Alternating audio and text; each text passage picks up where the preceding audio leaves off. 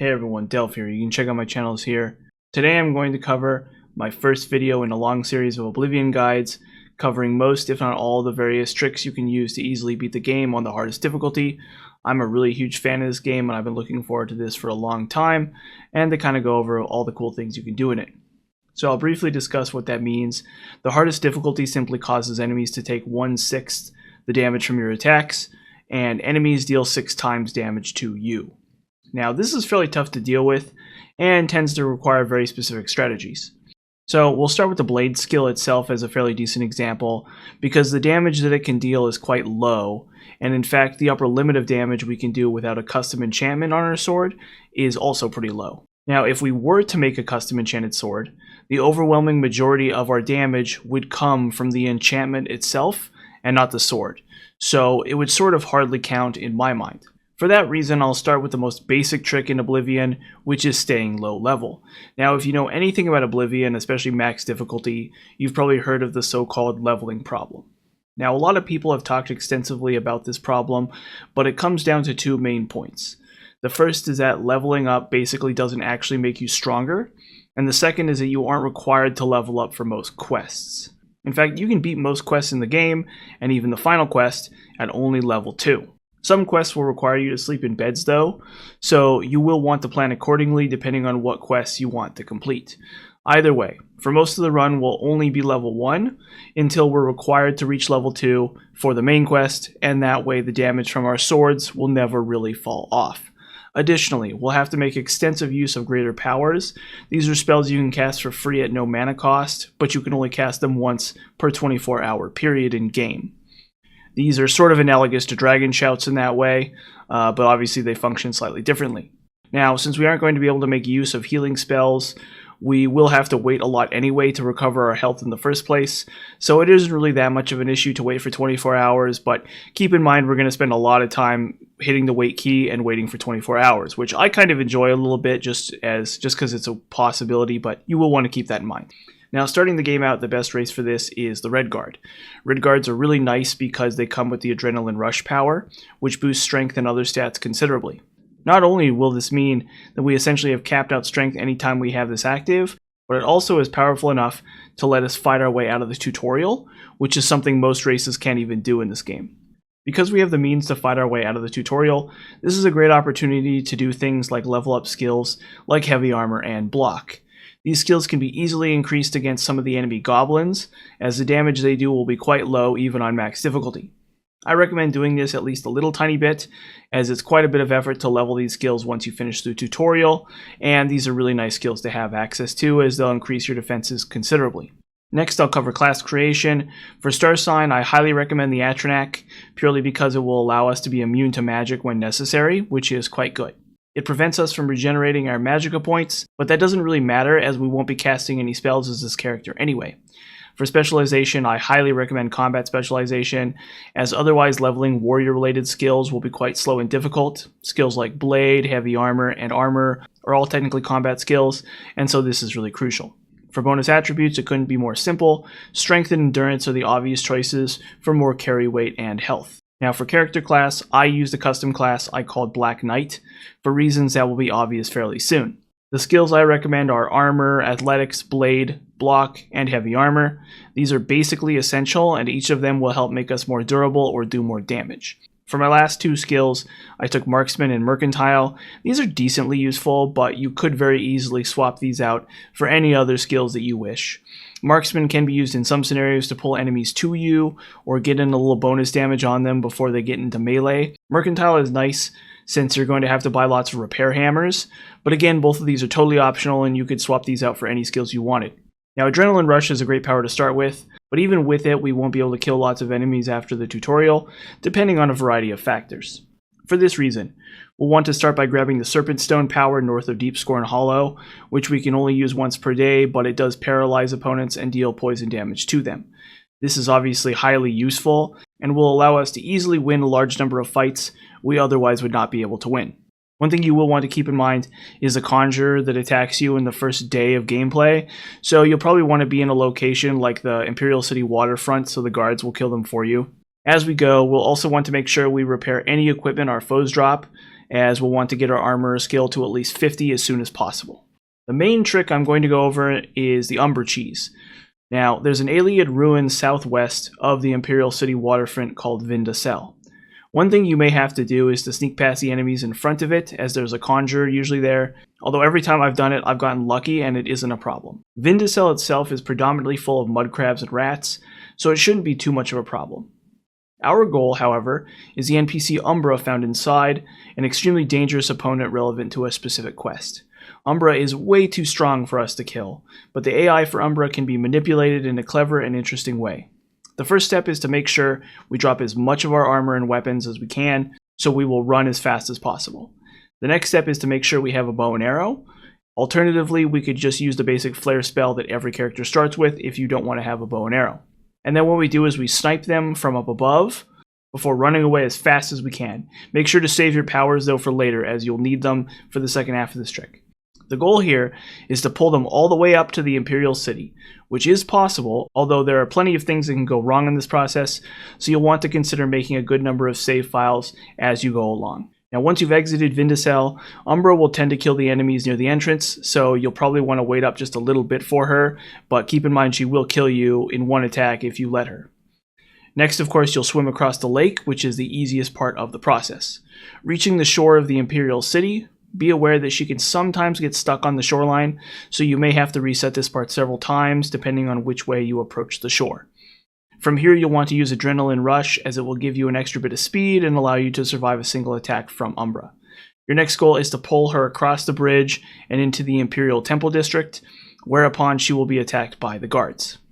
Now, this is kind of fun to watch, and I really do love this part, but it's important to understand that she can sometimes overcome the guards here, so again, you may want to make sure you have a good number of saves ready to go, or you can try to pull her into the Talos Plaza district. There's a couple things you can do there. Most of the time, the guards beat her here. Once Umbra is dead, we get a free suit of near endgame armor, and of course the sword Umbra as well, which is the best sword in terms of damage, not counting other enchanted weapons.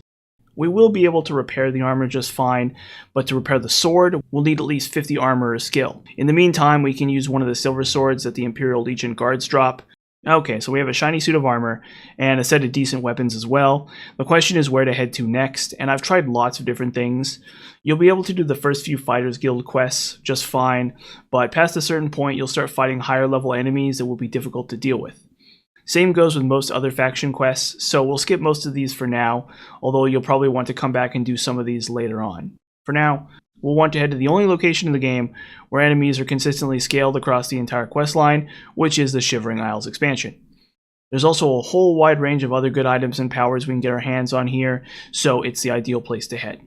Most of these quests are fairly self-explanatory, so I won't necessarily go over them in extreme detail, although again, you'll want to consider having a bow to kill the Gatekeeper with J-Red Ice Veins, assuming that's how you do it. Once the Gatekeeper is dead, you can either go through the Door of Mania or the Door of Dementia. Between the two, the Door of Mania is much stronger, as the Blessing of Mania power causes enemies to attack each other, although you could probably get away with either one of them if you really wanted to. The Blessing of Dementia causes enemies to flee from you, which in many cases is just annoying, but it is something that you probably could get away with using. Now, note that these spells only affect enemies level 6 or lower, so these spells are another really great example of a reason not to level up, as these are actually quite potent and helpful spells.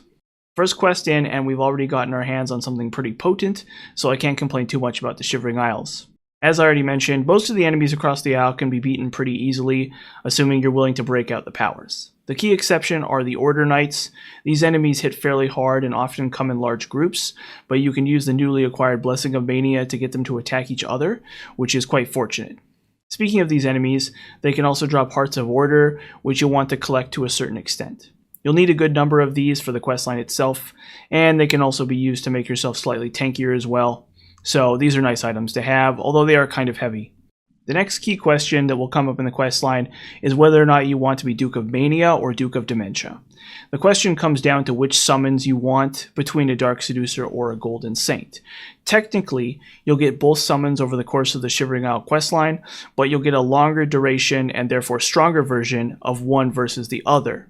Now, paradoxically, the longer duration version is the opposite of whichever Duke you are. So if you are the Duke of Dementia, you'll get a 60-second Dark Seducer power, and then later on in the questline, you'll get a 120-second Golden Saint power.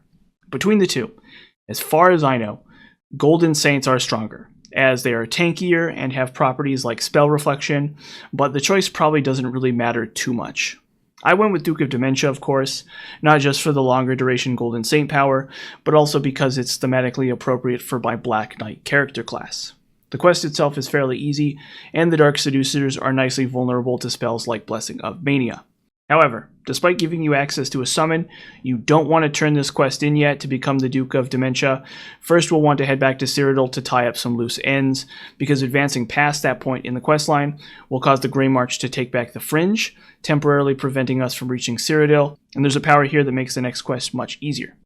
So now seems like a good time to touch on the Heaven Stones. Now for the Burstein Stones, you can only have one of them active at once, right? But unlike the Burstein Stones, the Heaven Stones unlock at certain fame and infamy intervals, meaning you'll have to complete a certain number of quests to obtain these powers. For our purposes, we only need a paltry 10 renown, which is the sum of our fame and infamy.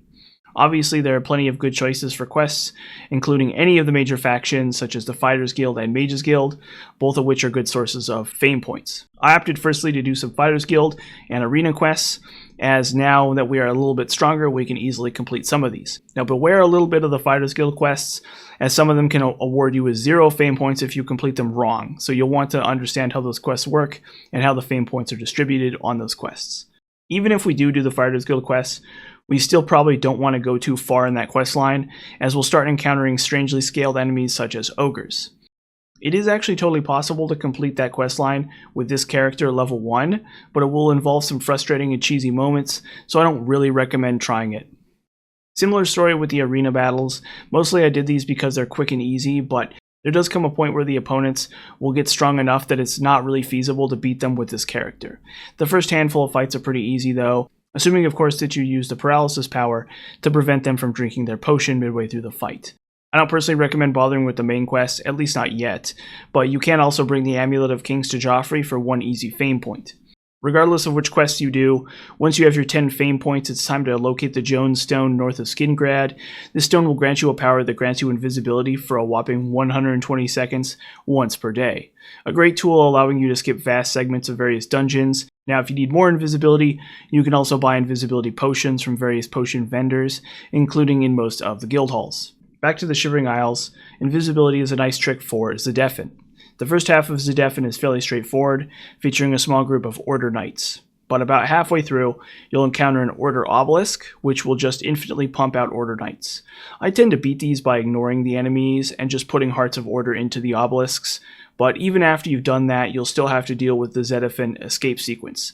This is an issue obviously, because during this sequence, you can't wait, which means you can't cast your powers multiple times. So using invisibility to sneak past the Order Knights is what I recommend doing using the Jonestone power.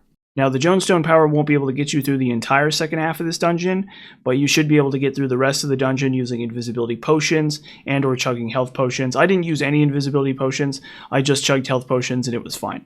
Now that's not just the toughest quest in the Shivering Isle questline, but also probably the toughest quest in the entire run from here on out.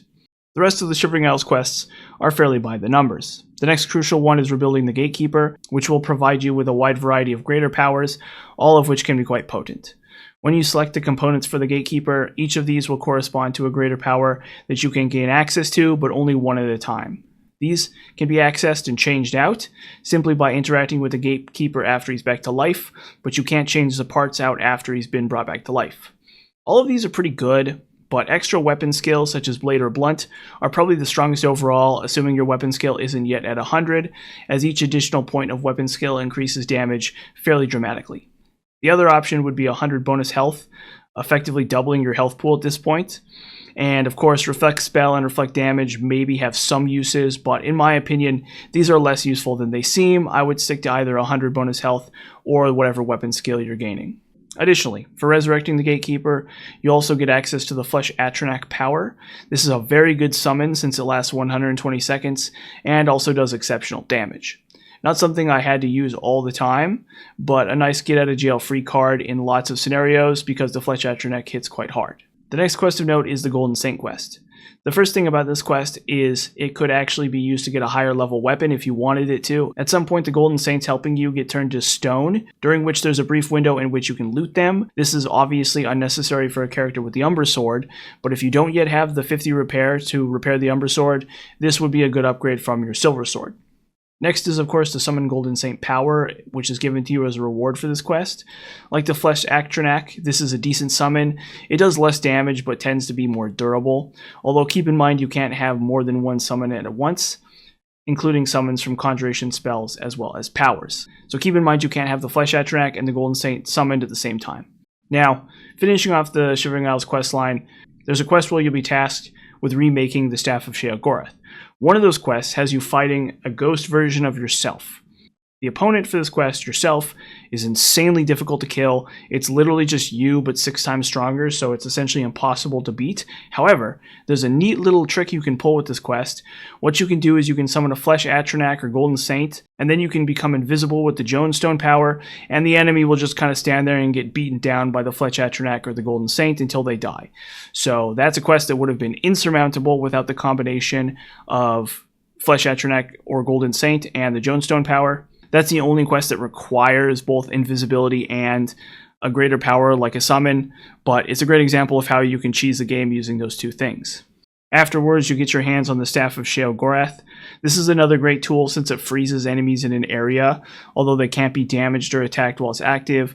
Obviously, this is great for ignoring enemies and running past them and cheesing them. This can easily be used to ignore the Order Knights as you destroy the 2 obelisks in the final quest. Now, Jiggalag himself is actually a fairly easy enemy as well, assuming you use all your powers, so you'll want to use the Staff of Sheogorath to shut down the obelisks, and then pop all your powers to fight him. Okay, now that you've trained yourself up in the DLC, now we're ready to take on the badly scaled main quest. Low-level Dremora aren't too bad, but even to level 1, weak enemies like stunted scamps will deal huge amounts of physical damage unless you are well prepared to fight them, which is exactly why I recommended doing Shivering Isles first. While you are doing Oblivion Gates, I highly recommend saving right before the Sigil Stone and resetting until you get the bonuses you want. This will take less time than you might imagine, and the bonuses you can get from this are pretty extreme, with the one you're looking for being the 7% spell absorption. This obviously stacks with the Atronak Burst Sign and makes it more likely for you to absorb magic, which obviously means you take no damage from it. There's only one more greater power I'll discuss in this video, and that's the Atronak Stone, which can be found to the northeast of Kvatch. Now remember, you can't have this power at the same time you have the paralysis power, so choose carefully based on the scenario, but it increases your spell absorption by 30%. This is obviously extremely useful in any area where strong spellcasters exist, as otherwise you could simply be killed immediately when certain spells connect. This is especially true in the Dagon Shrine, which should prove fairly easy with all your greater powers, but you can still get one-shot by enemy spells if you don't absorb them, so I highly recommend picking this up in any scenario where you are fighting lots of enemies who cast dangerous spells. And of course, with a handful of 7% spell absorption Sigil Stones, you can become immune to magic for 120 seconds with this power active, so it's not the worst idea in the world to go out and collect that many Sigil Stones for this purpose, which is what I did. The last thing to finish off this character statistically would be to reach 85% shield. This will make you highly resistant to physical attacks, although hardly invincible. Just like spell absorption, this can easily be attained by enchanting your armor pieces with 10% fire, frost, or shock shield effects, which can of course be obtained from Sigil Stones, as well as can be occasionally obtained from random loot jewelry pieces. Overall, I did 5 Oblivion Gates total, maxing out both spell absorption with the Atronak Stone Greater Power, and reaching a whopping 85 shield alongside my Umber's Ebony Armor. Even if you do all this, and especially if you don't do all this, you may still find some quests to be either impossible to complete or obnoxiously difficult, owing to the bizarre quest scaling in this game. Lots of arena quests are like this, for example, as well as Azura's Daedra quest for the Azura's Star. For this reason, I recommend getting the Wabbajack for the Blood of the Daedra quest. Getting it will require some lockpicking or pickpocketing, but it is essentially effortless to obtain and nearly useless. Now keep in mind that at the bare minimum to do a Daedra quest you have to be level 2, and once you reach level 2 you can either do Azura's Star or the Wabbajack, which is why you have to be level 2 to beat the game. Okay, now the last hurdle is the Great Gate. This area is very badly scaled, featuring unbeatable enemies like Clanfears. Even worse, you can't rest while inside the Great Gate because it's timed, so there's really only one way to handle it, and that's simply running past all of the enemies. Powers like the Jonestone and invisibility potions obviously come in extreme handy here. You will want to save most of your powers though, since you will need to kill one Dremora near the top of the tower, so you can take the key off his body to open up the Sigil Sanctum. And then lastly, we have Paradise. Before you head here, you'll want to make sure you get your hands on Mehrunes' Razor. The quest to obtain this weapon itself isn't really worth talking about at this point, because the enemies are pretty easy. And you could very easily do this before taking on the Great Gate if you wanted to. So I think I did it before the Great Gate, but I can't remember exactly. But once you have that, we can discuss Paradise and the Clan Fear Runts. My hated enemies, the Clan Fear Runts. These enemies not only hit really hard, they also have a reflect damage effect on them, meaning that damaging them inherently means damaging yourself. Now, if you're here in Paradise, you've probably already encountered an enemy or two who has reflect damage, notably Raven Cameron in the Imperial Sewers, or one of the Ancient Blades in Sancretor.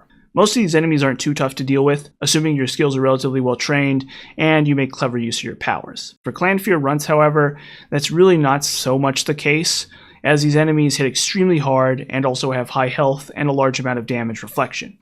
The obvious answer is to simply run past them using invisibility. Alternatively, the Staff of Sheogorath can also be used to run past them effectively as well, and you will probably want to do this to a certain extent because there are lots of enemies here in Paradise.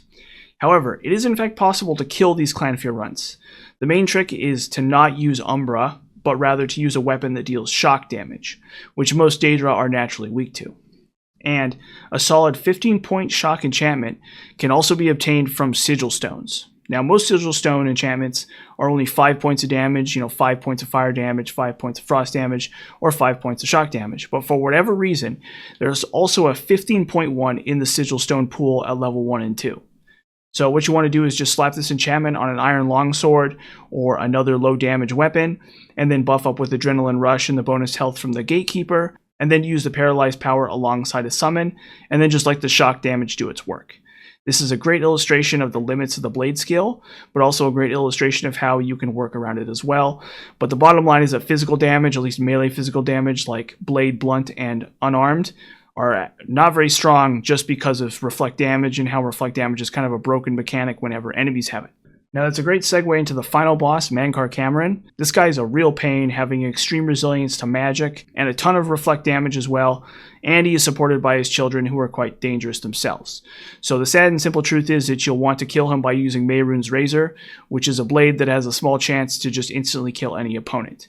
Unfortunately, at least with this character, there's no other really practical way to kill him. That's just how it is. So you'll want to just buff up, save, and then reset until you kill him. Now, keep in mind, I think it still counts because Mehrunes' Razor is still a blade weapon, so, whatever. And that's basically it. For the Imperial City segment where Mehrunes Dagon attacks, you can just use the Jonestone power to invisibility past all of them, and then wait in the Temple of the One for Sean Bean to show up, and that's it. Beating all of Oblivion using the blade skill as your primary source of damage. So the next question is, can you level up as this character? And the answer is yes, actually, mostly because of your summon powers. Summon Flesh Atronax and Golden Saints scale with the player level pretty well, and they're decent combatants across the board, able to handily beat many opponents and sometimes even several enemies at once. So as long as you have all 3 summon powers on tap, there's a good chance you're going to be able to kill just about any opponent you want. Unfortunately, the damage from the Umbra Sword as you level up increasingly falls behind, to the point where it's approaching uselessness. And unfortunately, there's no real cure for this without delving into custom destruction spells or enchantments.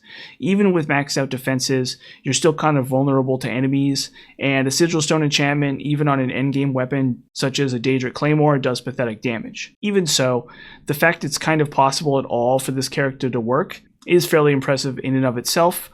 And now you understand why this character has stayed at low level the entire time. The simple fact is that the game was never actually designed around a warrior character, at least for max difficulty. Okay, and there's the Oblivion max difficulty blade guide. To recap, you'll want to lean heavily on the Atronax Stone and the Umbra Trick, and then flesh the character out with various powers, including all the good ones from the Shivering Isles. Even with all that effort, you still won't be able to kill Mankar Cameron without Mehrunes' Razor, but you still can totally beat the game, and as long as you stay low level, it's a fun experience and seemingly well-balanced character. Again, you won't be able to level up without custom enchantments, so the next guide for this game will cover those custom enchantments and how to use them. I'd lastly like to thank some people.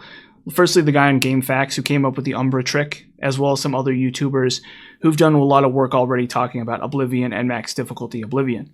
Specifically, Scheller Herring, Akis Hersek, and the Old Knight. These three in particular inspired me to pick up this game and try to build on their work, so they each deserve a shout out. And lastly, of course, the UESP and fandom wikis. These I used extensively to research details about these games, and so I have to give them and the people who contribute to them a special shout out for being extremely helpful resources on this topic. Thanks for watching.